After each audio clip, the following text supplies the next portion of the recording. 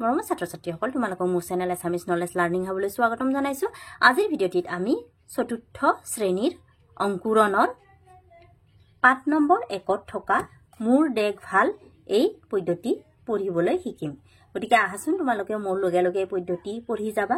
মোৰ দেখ ভাল, সকলো দেশত কৰি মোৰ দেখ ভাল, চৰণত সেৱা যাৰ কৰো চিৰকাল। কত আছে এনে মাটি সোণৰ চপৰা, কত আছে এনে পানী সুধাৰ নিজৰা। কত আছে এনে ধান এই ধৰণিত, কত আছে এনে ধন হাবি বননি। কত আছে এনে পলু এৰি মুগা পাত, কত আছে এনে পক্ষী অমাতৰ মাত। কত আছে এনে ফুল ফুলে 12 মাহ, কত আছে এনে ফল দেখিলে উলা।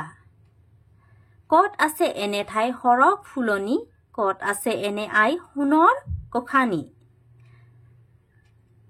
ভাই ভনী মিলি যত থাকো চিৰকাল, সকলো দেশত কৰি মোৰ দেখ ভাল।